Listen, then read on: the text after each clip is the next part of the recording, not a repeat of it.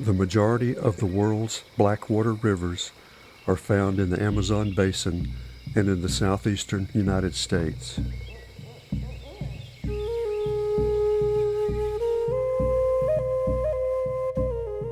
Maps of the Florida Panhandle from the early 1800s show a small creek called the Sopchoppy Creek. Today it is known as the Sopchoppy River.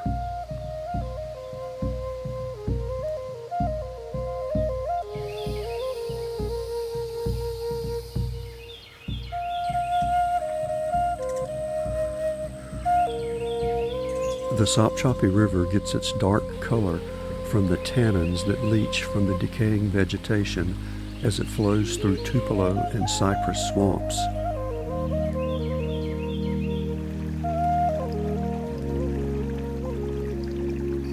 From above, the water appears to be black, but this acidic brew is actually amber or red.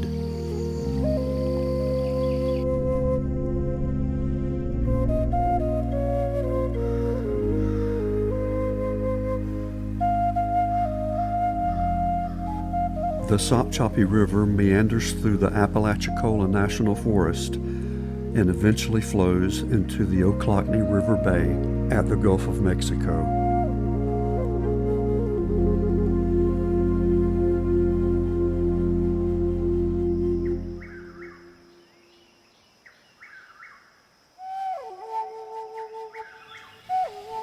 The section of the river where I have been filming underwater is actually 12 miles from the Gulf of Mexico, but still, during times of drought, it flows back and forth and rises and falls with the tide. During these droughts, the dark waters of the Sopchoppy River are gradually diluted by the small springs that flow from the limestone walls.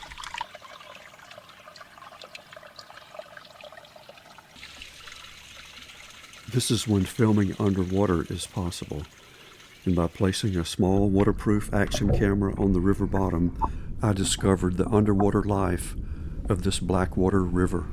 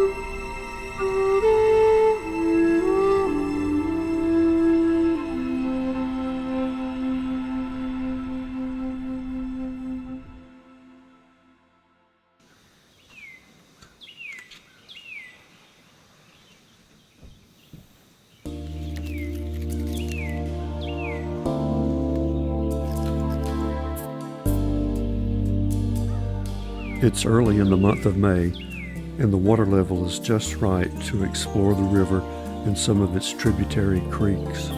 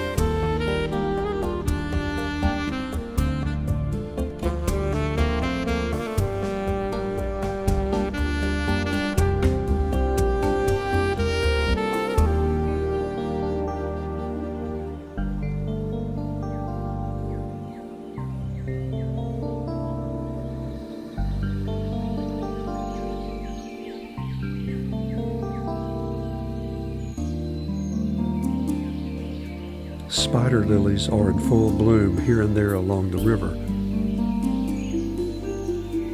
There should be a large patch of them growing up the next creek.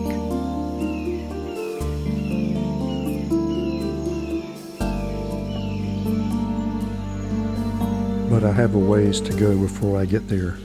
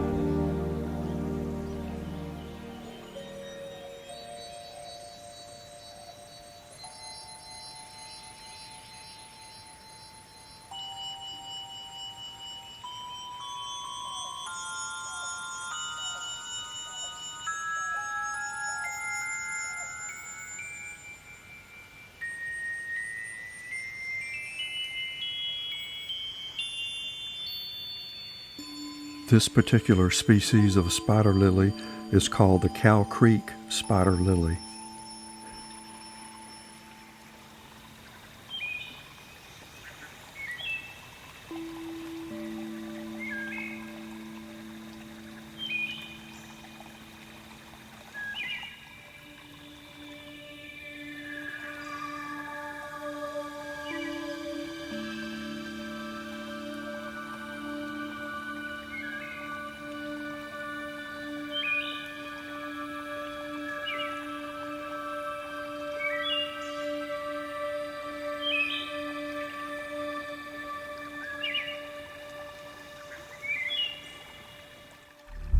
When exploring any of these tributary creeks of the Sopchoppy River, you have to be ever mindful of the venomous Florida cottonmouth.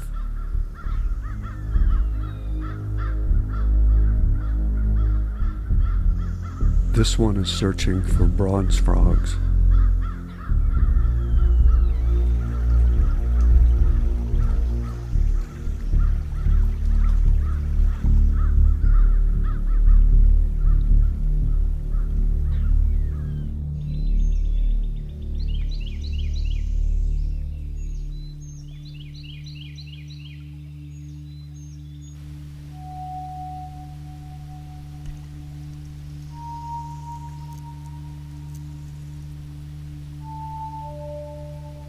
About a quarter of a mile upstream from the river, I discover a river otter. He suddenly realizes that I'm there, and he dives underwater and holds his breath. Once in a while, he'll pop his head up to see if I'm still there and immediately disappear. I decide to leave him there and go downstream and set up 2 other cameras in case he escapes towards the river. I then go back upstream, and the otter sees me and doesn't know quite what to do.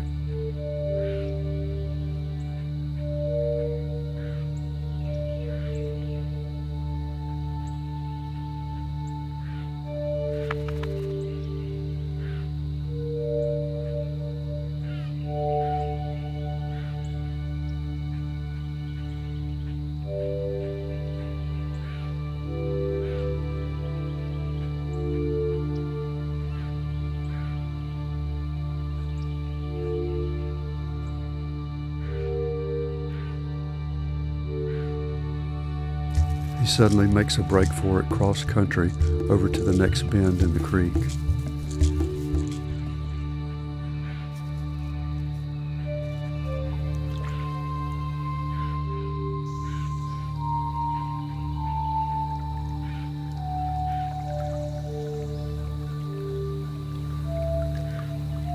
He swims past my two cameras and makes his way back down to the river.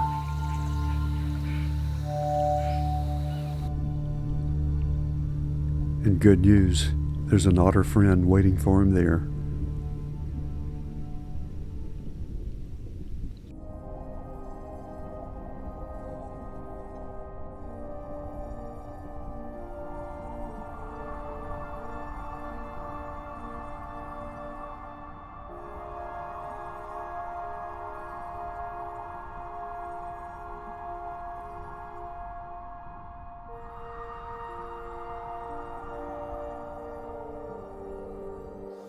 When the river is this low during the month of May, the red-breast sunfish begin their spawning ritual.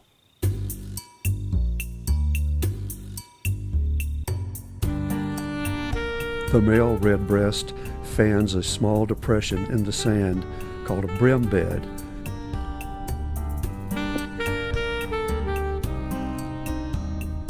He keeps the brim bed free from debris.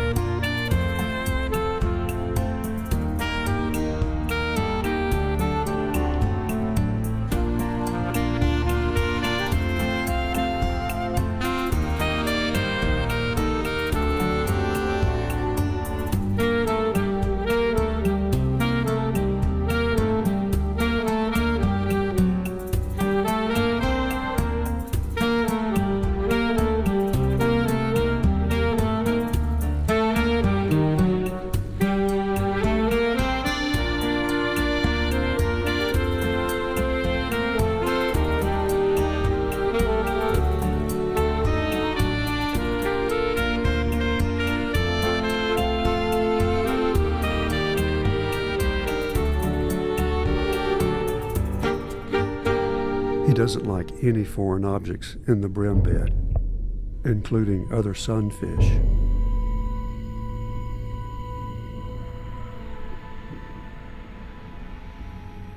With his territorial behavior on high alert, he tries to push my camera away with a good solid bump.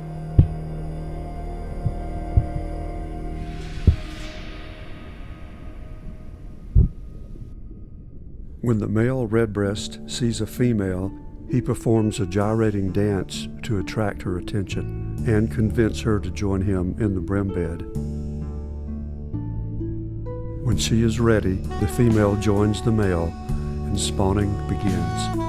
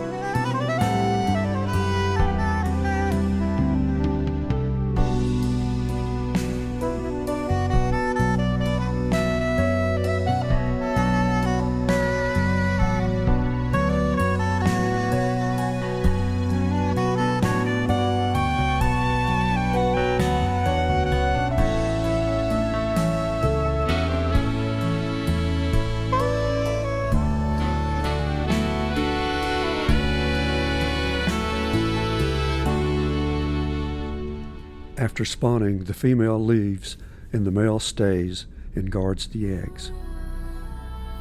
If he leaves the bed unguarded for any length of time, the juvenile sunfish rush in for a free meal.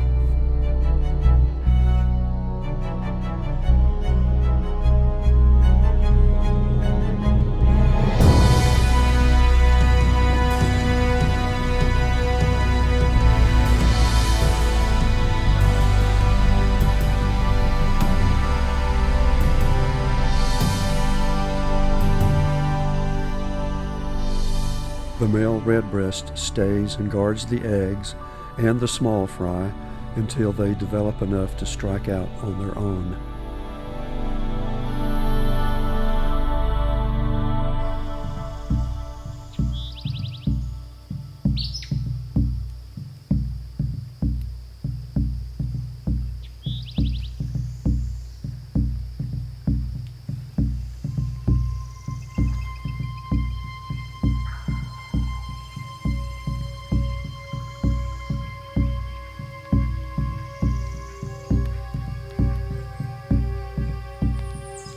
The Sopchoppy River does support a few small to medium-sized alligators, but we rarely get to see them.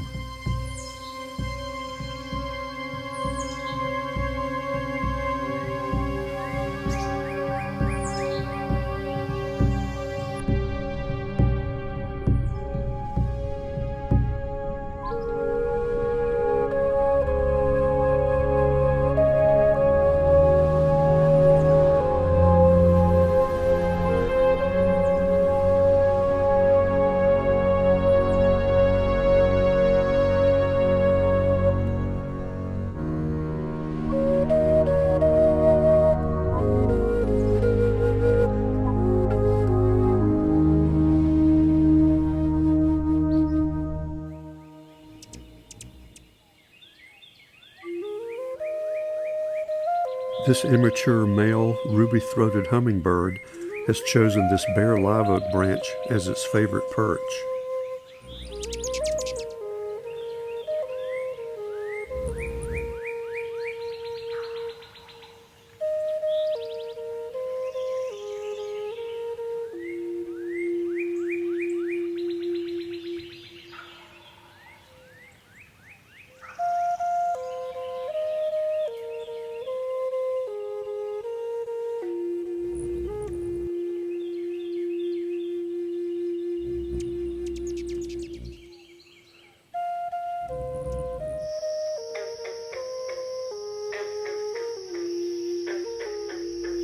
A few days later, a young gray rat snake has taken over the hummingbird's favorite perch.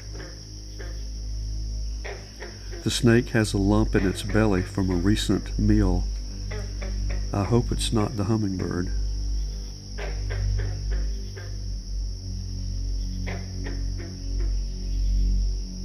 Bronze frogs call from the pond below.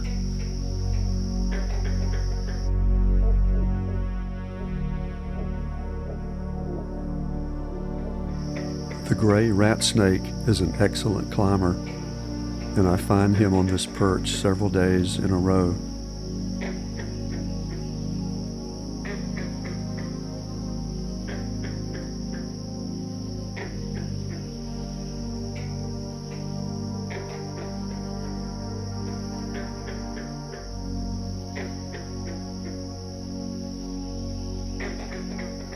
I never saw the immature ruby-throated hummingbird again.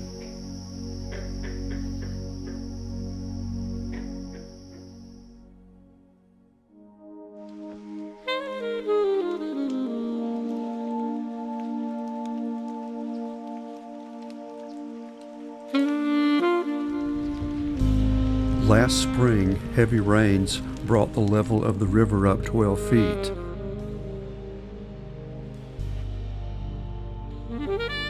It overflowed into a cypress pond adjacent to the river.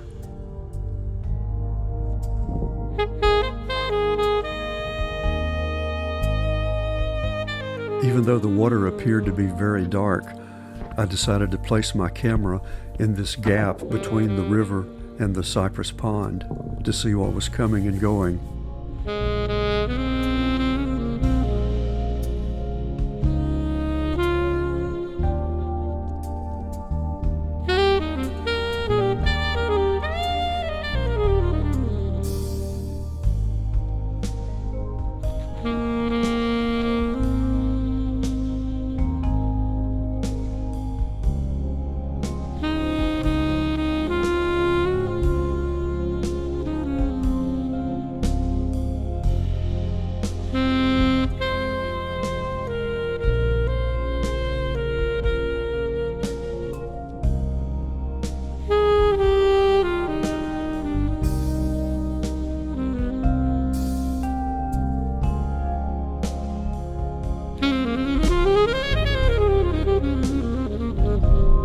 It seems the fish were eager to explore this newly flooded territory, and so I got a lot of interesting footage of species I don't normally see.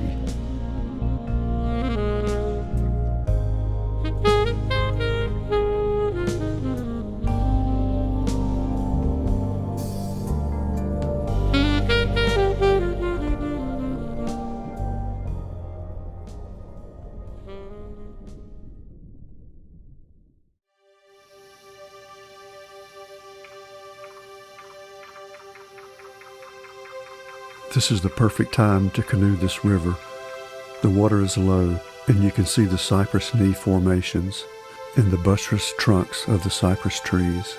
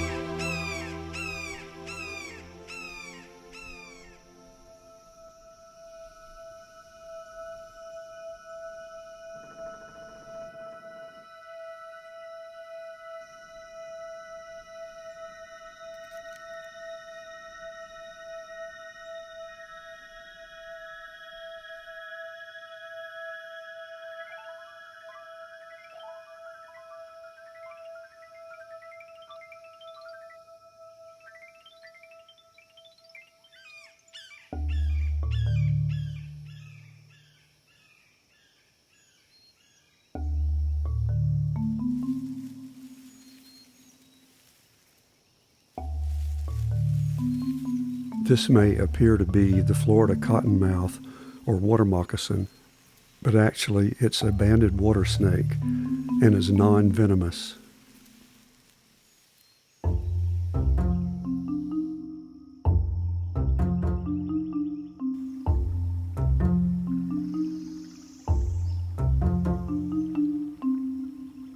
Just before they shed their skin, their bands become indistinct and hard to see, and their eyes are glazed over with a bluish haze.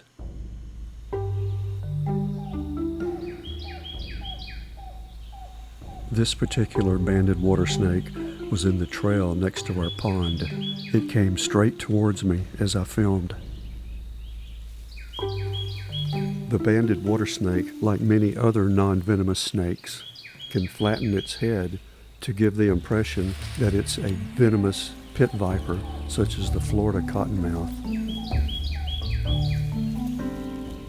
This snake crawled towards me and got very close, and then suddenly veered off to the left and circled around behind me.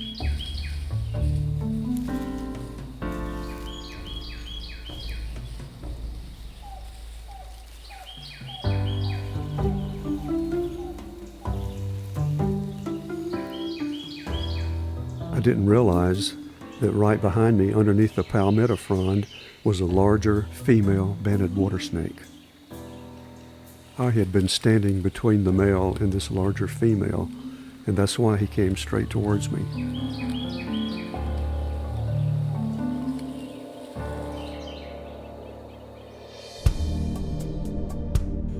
The next day, I found the male banded water snake in the river. And so I started to film. He swam downriver, out of range of the camera, but I kept filming.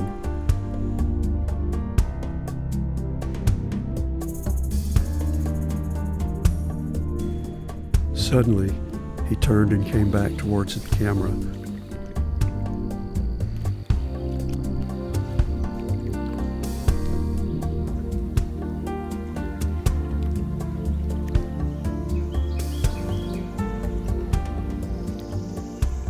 I noticed that his eyes were a bright yellow, so he must have recently shed his skin. I came back that afternoon and the tide had come in, and I discovered a recently shed skin underwater.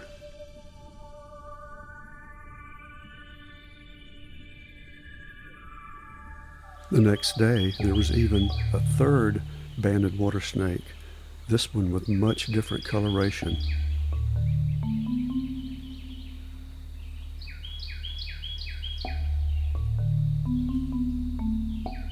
The reddish brown blended perfectly with the pine needles and oak leaves.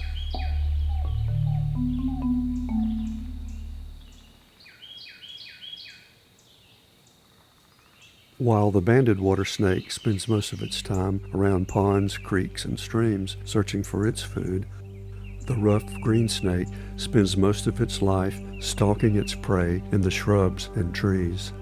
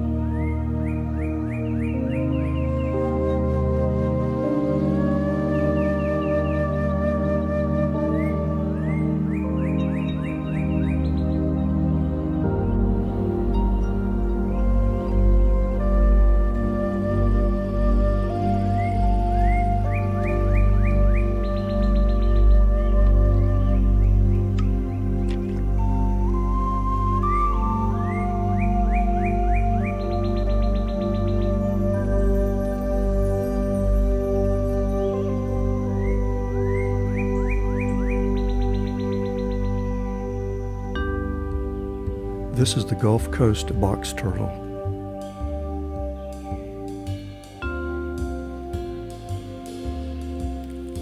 Even though box turtles are not considered to be aquatic turtles, the Gulf Coast box turtle does spend time on the bottom of ponds and creeks foraging for food.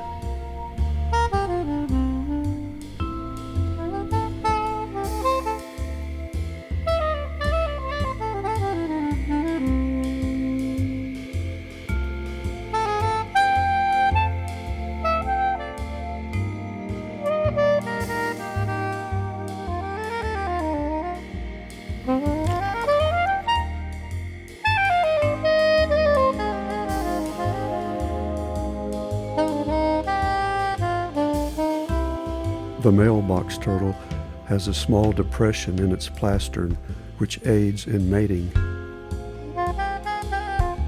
Sometimes the older male box turtles lose pigment in their faces and so have white marks on their mandibles and chin. Sometimes their whole head is white. The female box turtle excavates a small cavity in the sand to lay her eggs.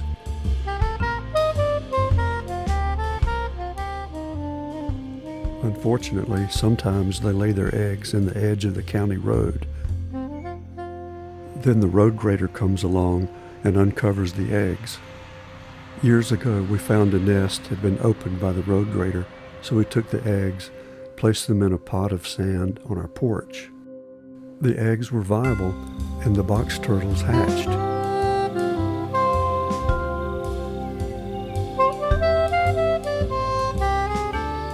Within a few hours, they were ready to strike out on their own.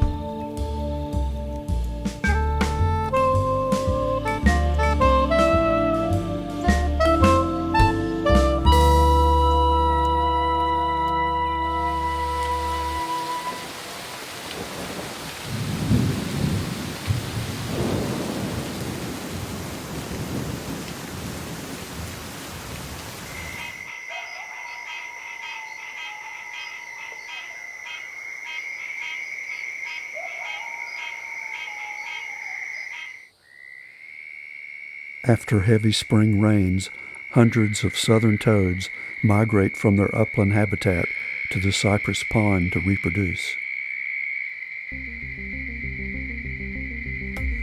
It's a rough and tumble free-for-all, with the males wrestling each other to find a willing female.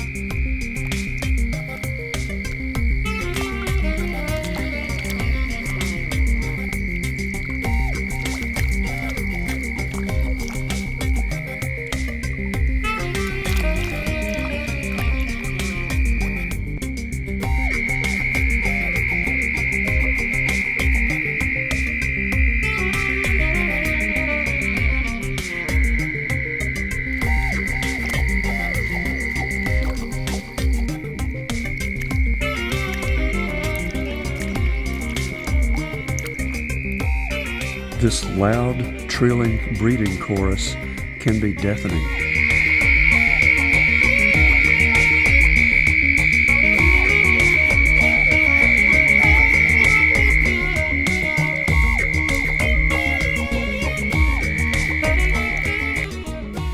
The male clasps the female's back. This is called emplexus.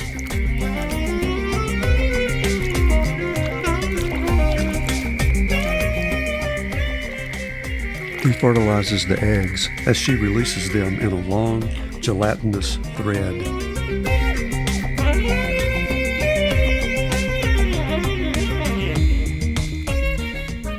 Within hours of fertilization, the eggs begin to form tadpoles.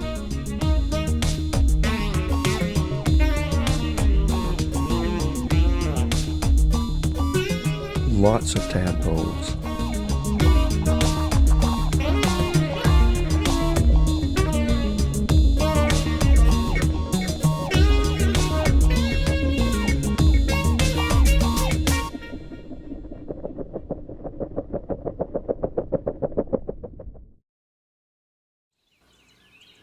These southern toad tadpoles gradually begin to absorb their tails and grow legs.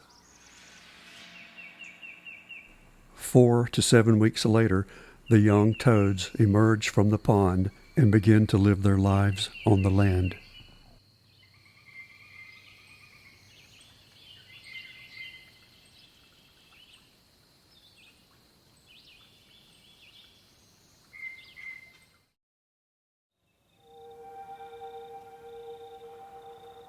In late winter, in this same pond, the Gulf Coast pygmy sunfish begin their courtship behavior.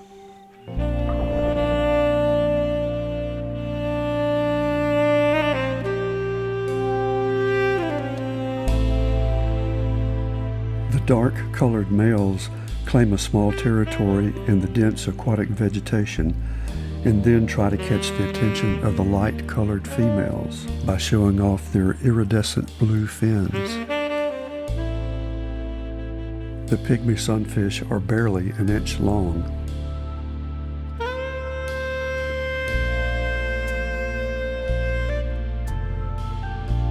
In addition to the pygmy sunfish, there's a lot more activity in this pond than you would think. Various tadpoles, newts, Gambusia minnows, and the rarely seen two-toed Amphibian can be found in this little cypress pond.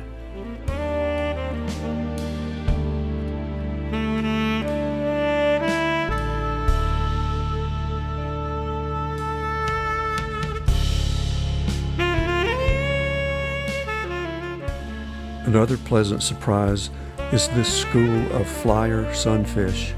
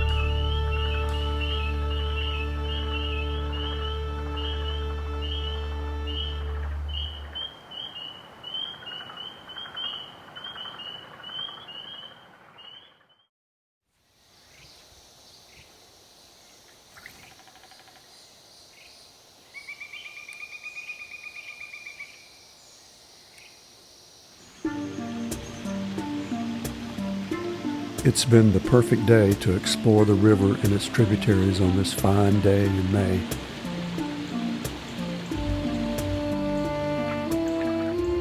I'm almost back to our cabin.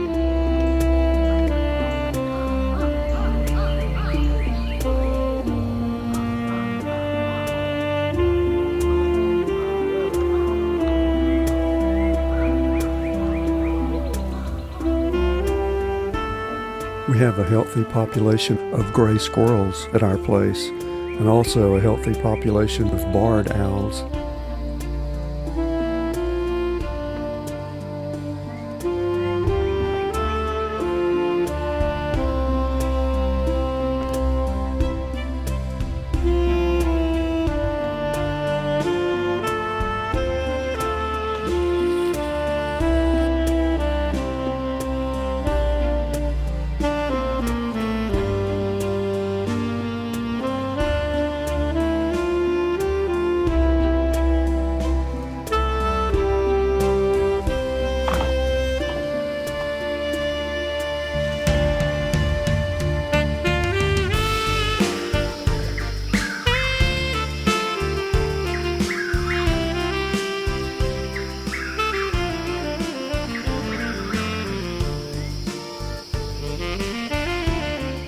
The next day, the river is lower than I've ever seen it.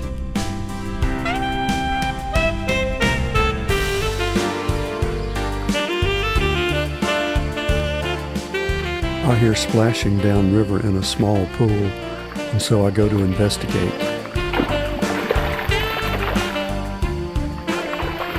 A largemouth bass has been trapped, but it finds its way back upriver to its favorite hangout.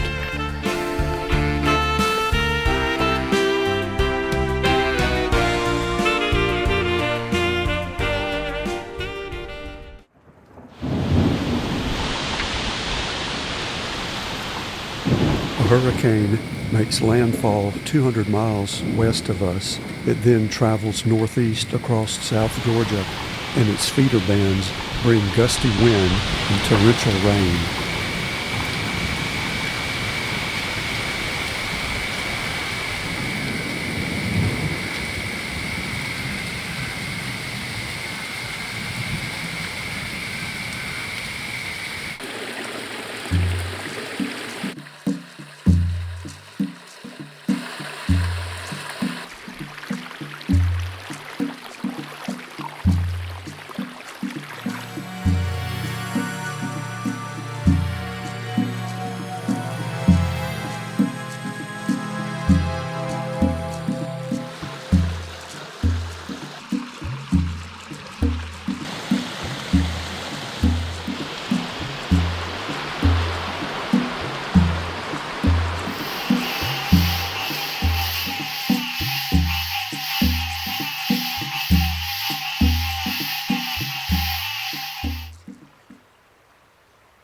Within 48 hours, the river floods its banks and spreads out into the adjacent swamps and woods.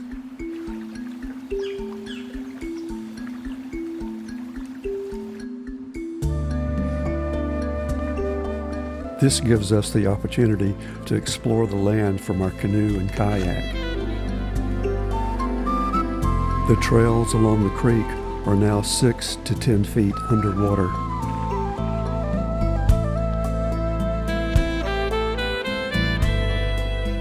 The county road where the female box turtle laid her eggs is now flooded.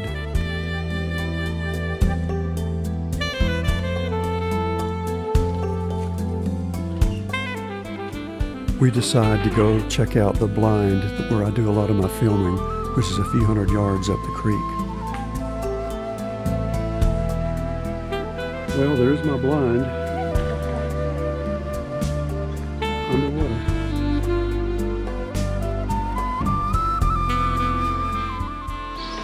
Right here where those two trees are coming out of the ground together, that's where the bear sat down and stared at me.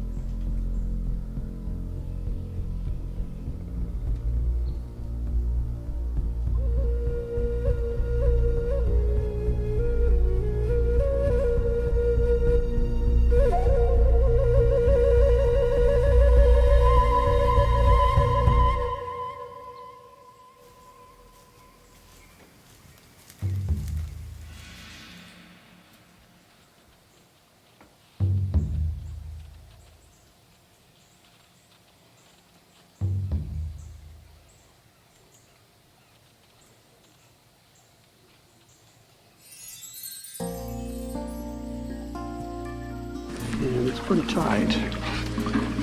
There's water everywhere.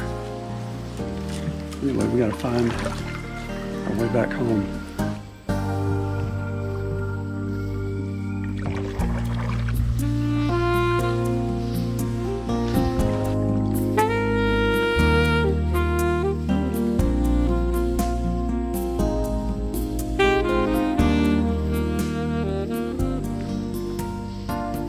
Millipedes sheltering from the flood.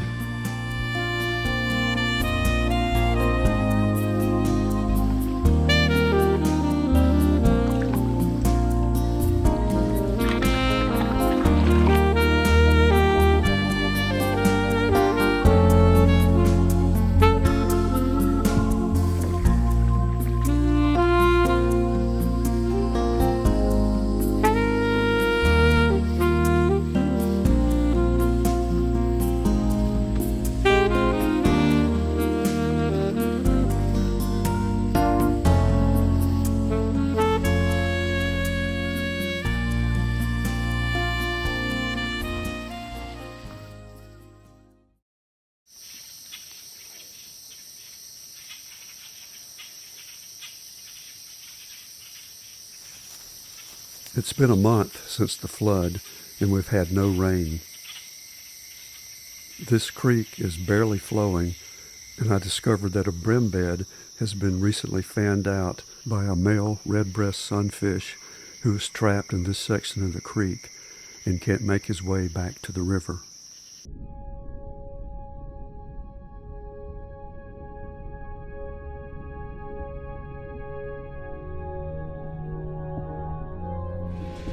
He fiercely guards the bed, hoping a female redbreast will come along.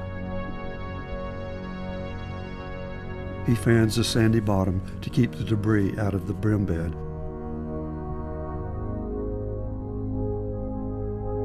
But his only companions are another species of brim, the bluegill, and an occasional minnow.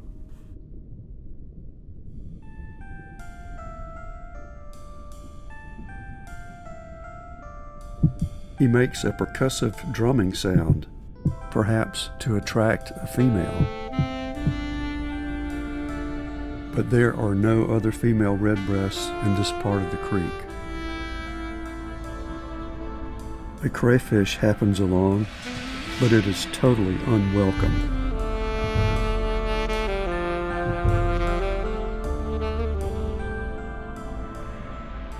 Even the young bluegills chase the crayfish away.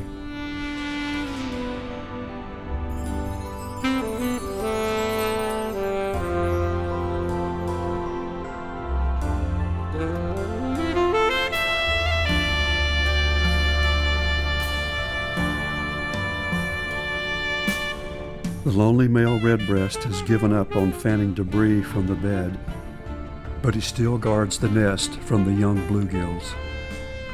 As each day passes without rain, the creek level drops. Even a sprinkling of rain one day doesn't help.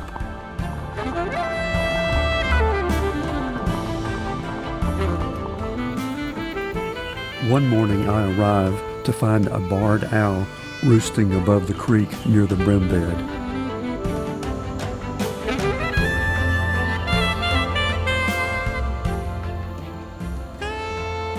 In the past, I've seen barred owls fishing in the river. I think that's what happened to this redbreast. He's nowhere to be found.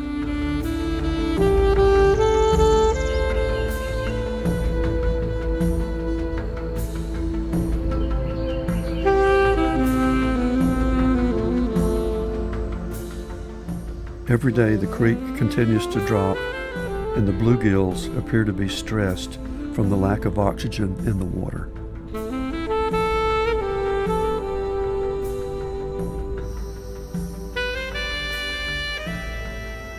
And then, one day, there's not enough water to support the sunfish at all.